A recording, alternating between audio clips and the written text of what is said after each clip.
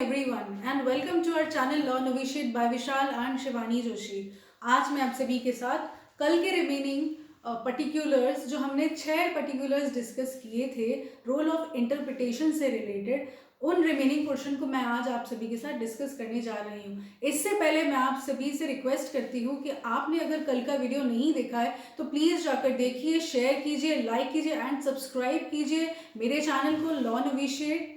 चलिए आगे बढ़ते हैं रिमेनिंग पोर्शन की तरफ। 7th वन, कल हमने टोटल 6 डिस्कस कर लिए थे आउट ऑफ 12।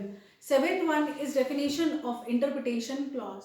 सभी स्टैट्यूट में, सभी एक्ट में अर्लियर मतलब स्टार्टिंग में ही बहुत सारी ऐसी डेफिनेशंस हैं जिन्हें एक्सप्लेन कर दिया जाता है, उनको समझा दिया जाता है कि आगे अगर कोई भी ऐसा टर्म आएगा तो उनका मीनिंग उस क्लॉज से, उस आगे प्रोवाइडेड या आगे एक्सप्लेन्ड जो भी वर्ड्स हैं, जो भी एक्सप्रेशन है उनसे लिया जाएगा। जैसे कि एविडेंस एक्ट में सेक्शन 3 में डिफाइन है इंटरप्रिटेशन क्लॉज।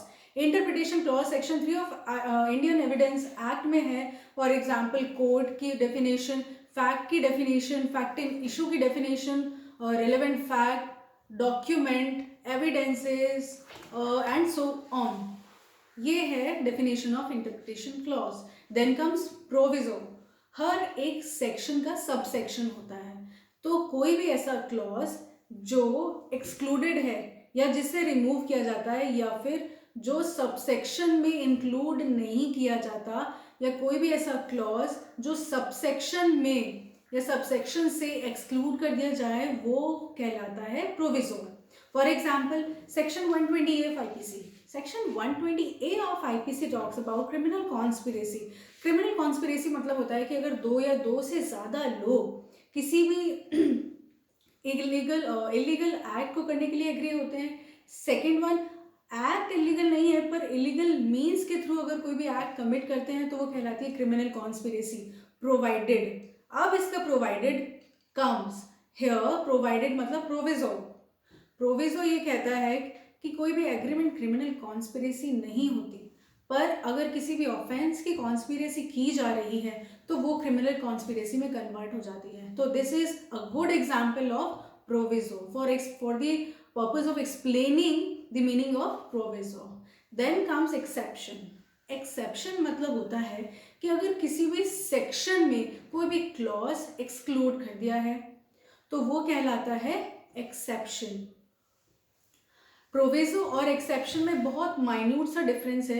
सब सेक्शन का excluded part is known as proviso, whereas section का excluded part is known as exception. For example exception में section 300 of IPC talks about murder. Murder मतलब कि उसमें बताया गया है कि इन फॉलोइंग सिचुएशन के अलावा अगर मर्डर कॉज किया जाता है तो या फिर कल्पेबल होमिसाइड मर्डर में कन्वर्ट हो जाएगी, पर इन फॉलोइंग सिचुएशन के अलावा, इन फॉलोइंग गिवन सिचुएशंस के अलावा कल्पेबल होमिसाइड इज मर्डर। पर आगे एक्सेप्शंस भी दिए हैं। फॉर से अगर किसी पर्सन ने मर्डर कमिट कर दिया पर अगर उसने अपने प्राइवेट डिफेंस में कमिट किया तो दिस इज नॉट मर्डर। ये है एक्सेप्शन का example. Then comes explanation. Statute में बहुत से ऐसे वर्ड्स हैं, ऐसे एक्सप्रेशंस हैं जिनको लेजिस्लेशन ने फील किया कि इनका डाउट रिमूव किया जाना है, या अगर लेजिस्लेचर को ऐसा लगा कि वो इम्पॉर्टेंट है उसको और एक्सप्लेन करना, तो उस पर्टिकुलर प्रोविजन के रिगार्डिंग या फिर किसी भी सेक्शन या सबसेक्शन में एक्सप्लेनेशंस भी ऐड किए जाते हैं। For example section 108 of IPC is abettor. Abettor को बहुत सारे एक्सप्लेनेशन के थ्रू भी एक्सप्लेन किया गया है। This is a good example for explaining the meaning of explanation.